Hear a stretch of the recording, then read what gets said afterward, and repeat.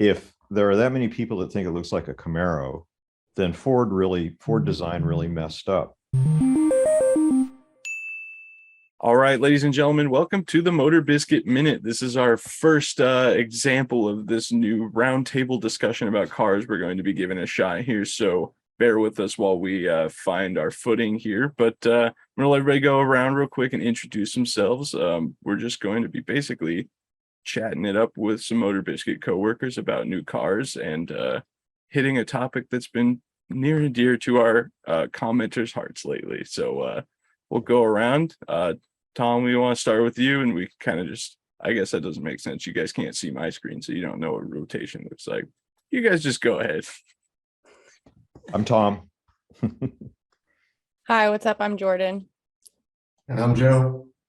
So the first thing I wanted to talk about before we get to our main point of discussion today, which is, of course, all the people saying that the new S650, I don't know if they're officially going with that chassis code or not, the new Mustang looks like a Camaro, and we're going to dive a little bit deeper in the fact that there is no 2024 Camaro. But first, we're going to start with the new Ford GT LM. So the final special edition GT, and the GT is going away after this completely. And it's going to be interesting to see how they decide who gets these, because there's only going to be 20 available, and there's already no shortage of rich people who are upset that they didn't get the GT in the first place. But yeah, they're all liquid silver, and you get to choose between red and blue for your tinted carbon fiber finish as a homage to the original livery of the 66 Le Mans winning GT40s.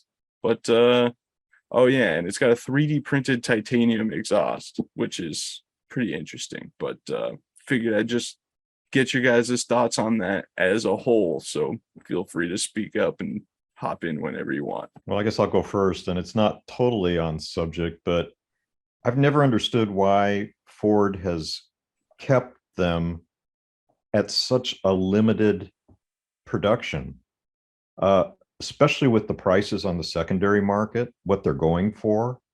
I don't know why they couldn't have increased production of them, and or also why they can't just continue production of them.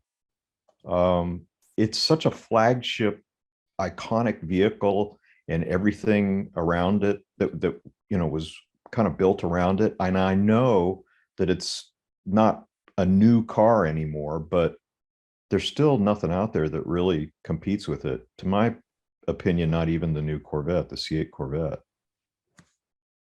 Yeah, it does kind of stand alone on its own in that front, but yeah, they're, especially when they first brought it back for the, what, I guess it was 2015 model year at this point. There was a lot of people who, even like other enthusiasts, were writing to Ford and being like, hey, these people deserve one, why didn't you pick them? And I know there was a lot of frustration with them kind of prioritizing how many Instagram or YouTube followers you had over people who have been collecting Fords their entire lives. So yeah, I'm definitely with you on that one.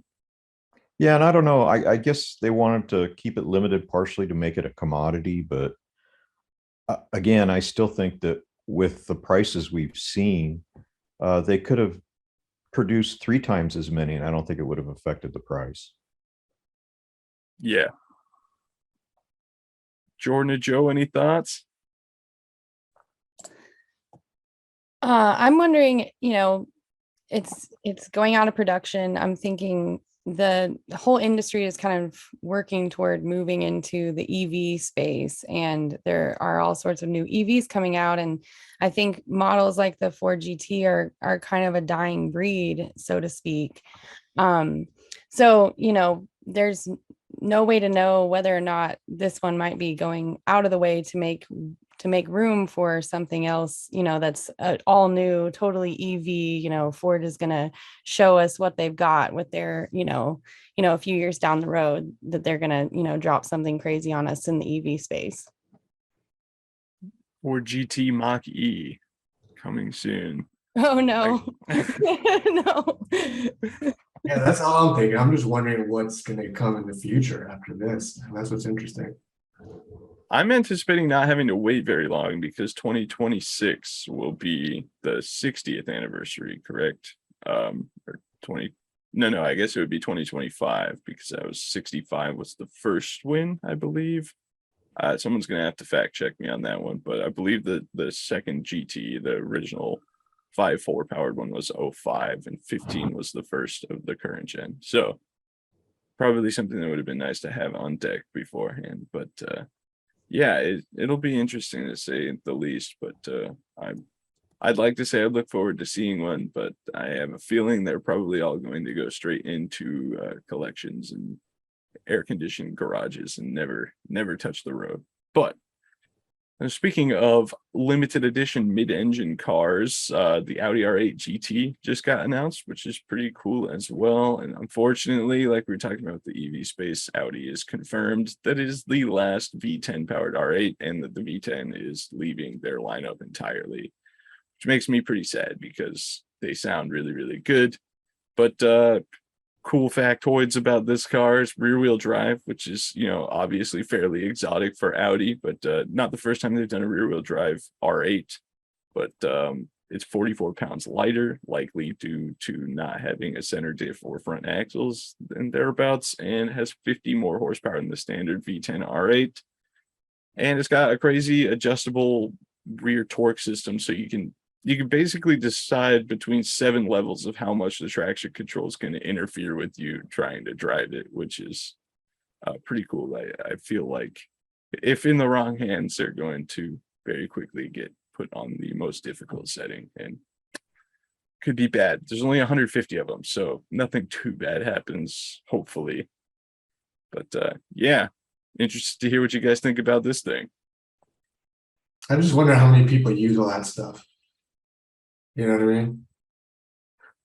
Yeah, again, it's like such a collector's car that it's probably going to go up to Neiman Marcus on Rodeo and then back home for the most part. Pretty much.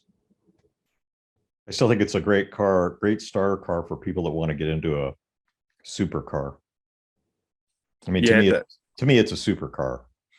that's an interest. That could be a whole episode on its own, is arguing whether or not an Audi R8 classifies as a supercar. And because a manual V8 R8 was kind of one of my semi-attainable dream cars for a long time, and over the past couple of years the prices made that pretty unrealistic too. But hey, what do you know? But I would argue also that it's a supercar, but I also would argue that the C8 Corvette is a supercar. And again, that is another take that could have a whole hour dedicated to discussing. But calling it an entry-level supercar, that kind of grazed the line a little bit.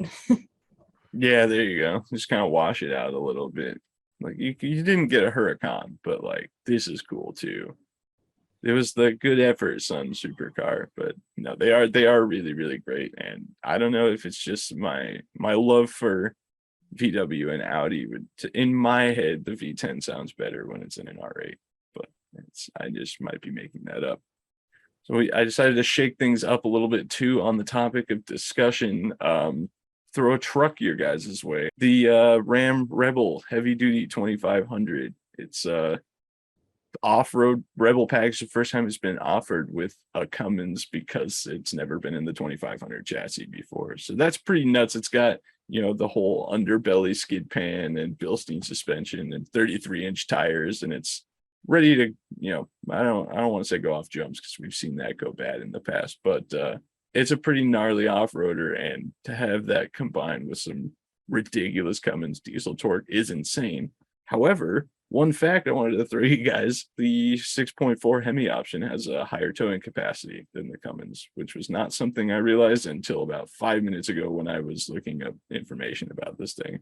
But yeah, 16.8 thousand pounds with the Hemi, as compared to 14.5 with the Cummins.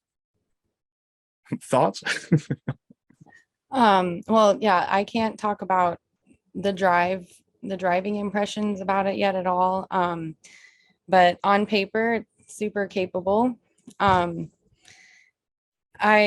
thing that the Ram brand ambassador that I spoke with at the Texas Truck Rodeo mentioned was that they got a lot of feedback about from consumers that wanted to have a Cummins in a Power Wagon. And so that was one of the inspirations behind adding this Rebel trim to the 2500 line. So another interesting thing that I learned too is that, you know, with the Cummins engine in that model, you can't fit the winch on there. So this is specifically for the people who want this truck with a diesel engine and to have that option, because, you know, you'll have the winch option and the higher tow rating with the other engine options. So I thought that was pretty interesting.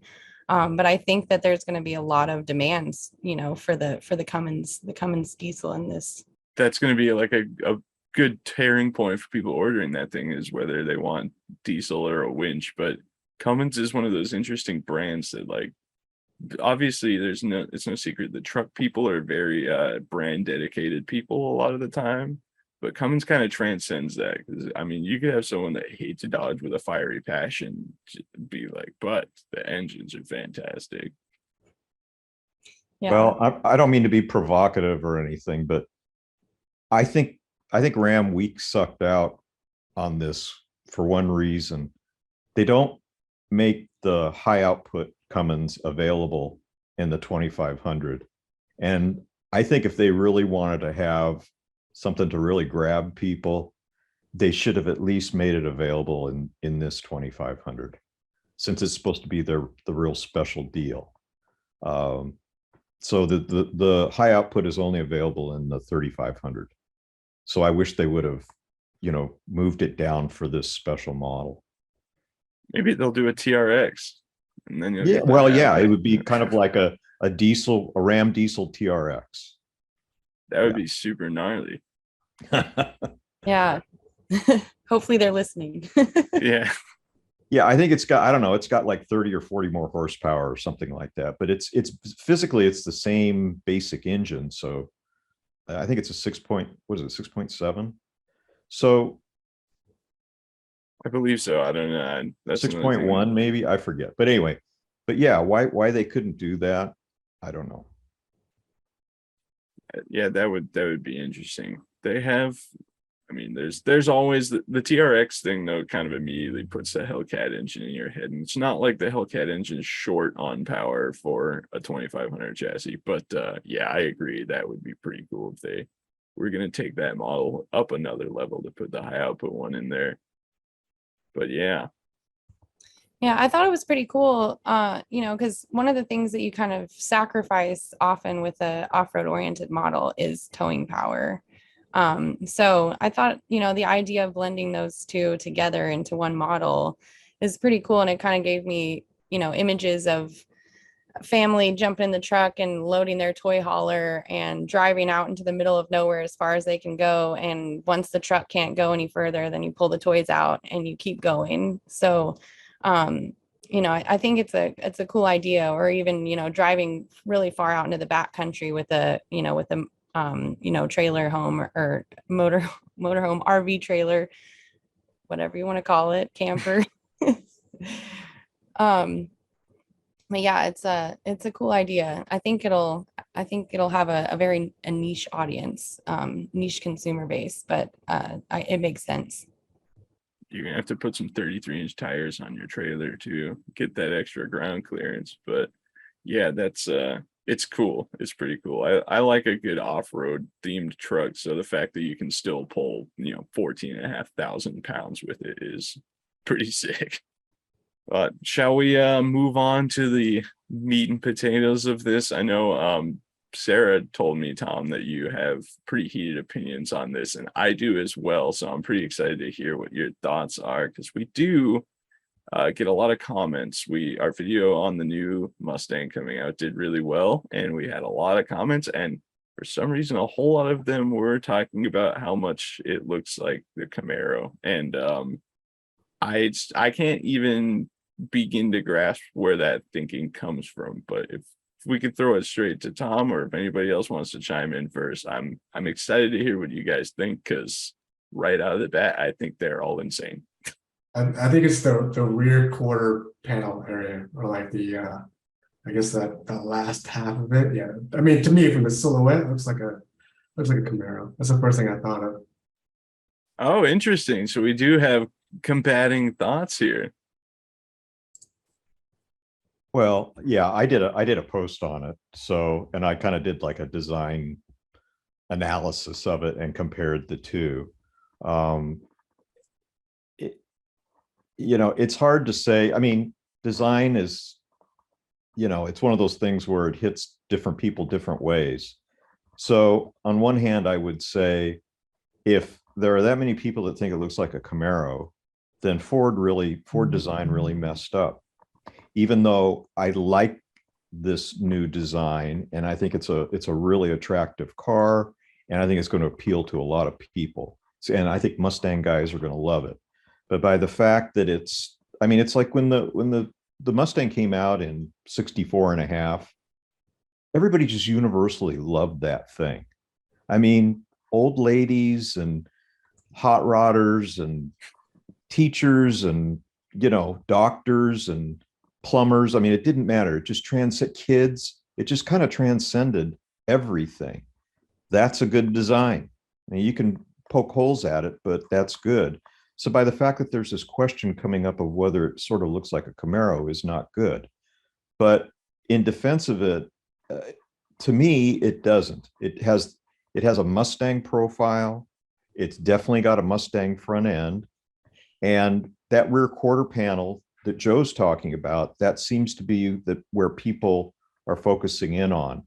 But if you go back to, back even into the third generation in 69, I mean, it had that. It was interrupted by the scoop in 69 and then it lost it lost the scoop in 70. So, and really when you look at the original Camaros, it did not have that. There was a definite line between the upper and then the body. So, from a design standpoint, I don't see it. I think they definitely look distinct enough. But like I said, if this is, and the other thing too is the cues. I mean, it's got that Mustang front end. It's got the Mustang tail lights. Camaro has its own front end. It's got its own tail lights. And the way they've handled the bodies, the sides, the crowns and the design lines, and I don't know, it just was handled differently on the Camaro than the Mustang. Yeah, after looking at the 69 Mustang that you just brought up, I definitely agree.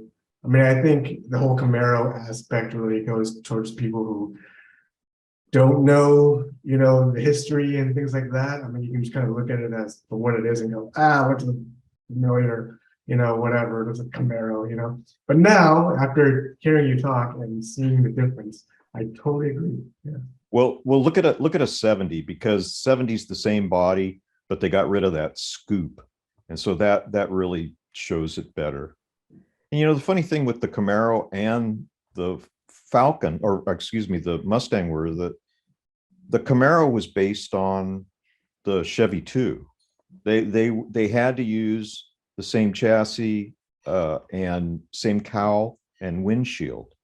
So that was the only way that GM would allow them to pursue that direction. And that's what Ford did when they started developing the Mustang. That was based on the Falcon. So if you look, it's got the same, structure of a Falcon. It's got the same cowl and same windshield. So they started off as kind of compromised cars. But by the time you get to the 69 and by the time you get to the 70 and a half Camaro, they weren't compromised anymore. I mean, they were their own thing. And that's when they really kind of took off as far as design goes with those cars. Yeah, well, it's no secret too that the Camaro kind of only exists because of the Mustang in the first place. So it only makes sense that there's a little bit of derivative action taken from one to the other. But yeah, I agree. It's I guess I can see where the thinking comes from, but it is when you have two cars that are taking modern design but including cues of classic 60s and early 70s muscle cars. There's only so much you can change around where things aren't going to start to cross over a little bit. But I also think this is pretty on par. We had a comment too about how it just looks like a facelift model, and it's like, well, I mean, if you look at the new Edge Mustang versus the SN95 or the facelifted S197 versus the original 05 one, that's pretty on par. But yeah, what do you think, Jordan? Do you see a Camaro in there anywhere? I was just looking at all the side-by-side photos because, all the media buzz, everyone on the internet has made all sorts of side-by-side collages. So I was just looking through all of them.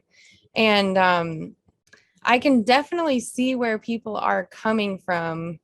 But I do think that the Mustang from generation to generation has, like Thom was saying, has kind of stayed true to its original roots design wise. Like there have been some wild cards in there for sure, but you can see it's very congruent, the progression from, the original Mustang to today's Mustang. Yeah, we just don't bring up the Mustang too, and then everyone's okay. I did see a Mustang 2 at SEMA last year though that made me go, all right, maybe.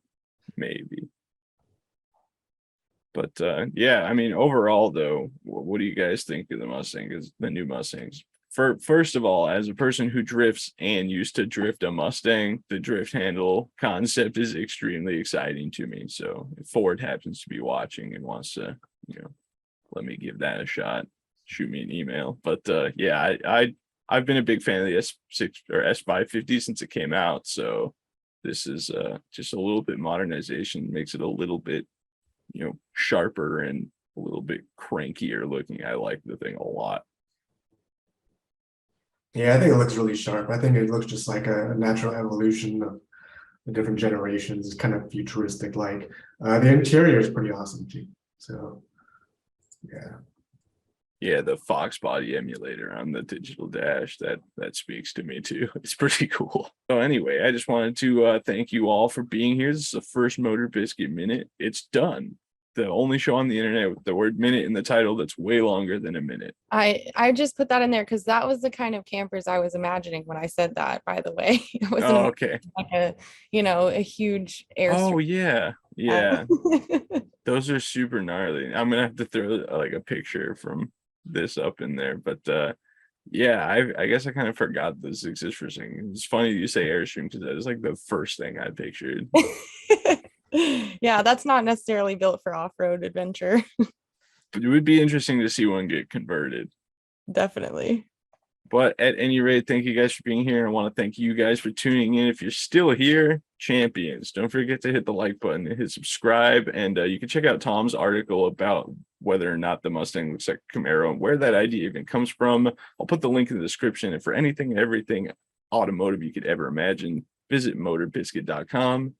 And we will see you guys in the next one. Take it easy.